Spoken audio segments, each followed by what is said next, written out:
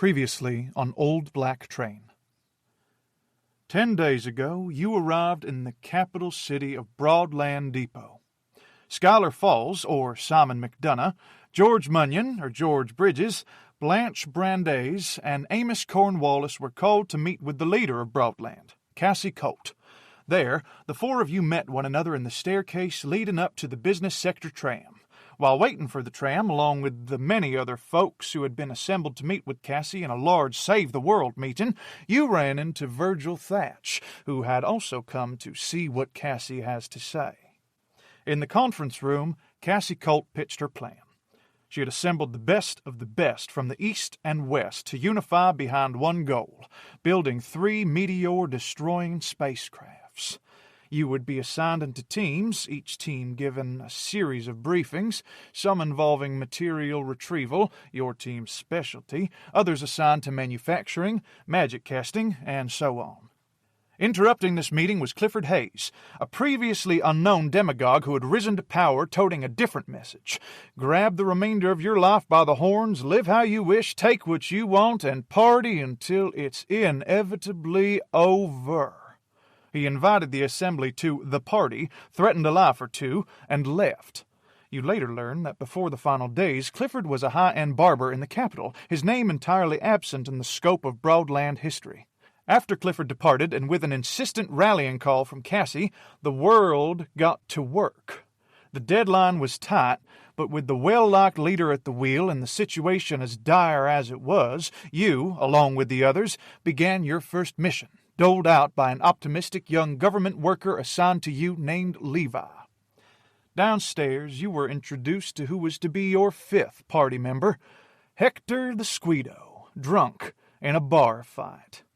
After pacifying him, the 5 of you set off towards the magical capital of the West, still.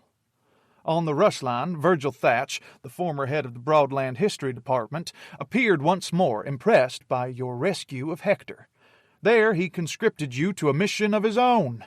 In the old Occidental Terminal, the former main concourse for travel in the West and the secret base of Virgil's efforts, the dementia-stricken, all but senile man showed you the Old Black Train. With a mysterious relic Virgil had found in the scarred range, the Old Black Train was able to travel back into pockets of recorded time once attuned to do so. This was when you were given your 2nd of the world-saving efforts, to retrieve relics from the past that would be used to fuel a massive, powerful cannon in the main concourse of the old Occidental Terminal. Once powered, Virgil plans to destroy the meteor with old-school, grit-spitting, time-honored blasting. Over time, you retrieve some of these incredibly powerful relics. Prescott's pick from the clutches of the jungle buzzard, a tusk from the mythical hog of the Forsaken, and the emerald bouquet brooch of the acclaimed 5th Lorelei Front Ridge Festival. For Cassie, you did your part, retrieving barrels of Stanley Pebble's magic oil one dreadful night on the Pebble Tract, as well as recovering a top-of-its-class Skoldnik superconductor in a very memorable and tumultuous and memorable mission in the East.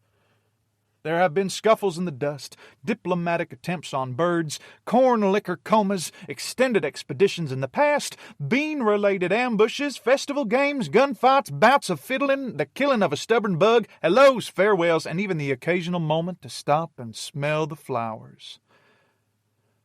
Time has been on your mind. Time is a funny thing. It can be frightening, foreboding, but in the right light, time is freeing. It's yours to fear or delight in.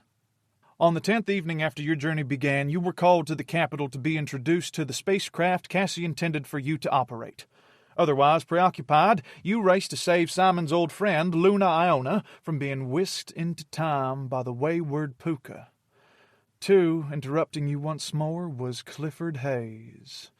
He had just previously captured Puka, who proceeded to trade information for his freedom.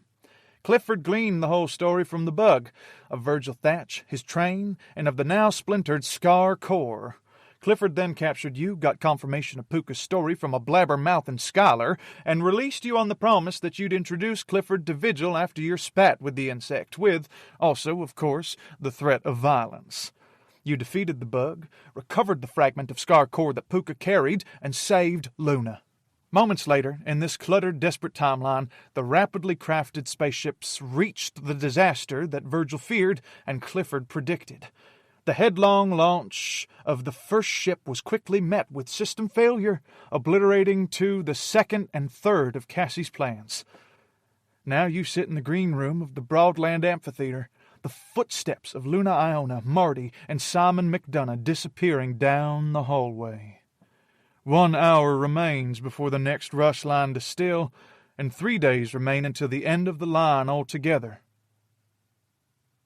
What do you do?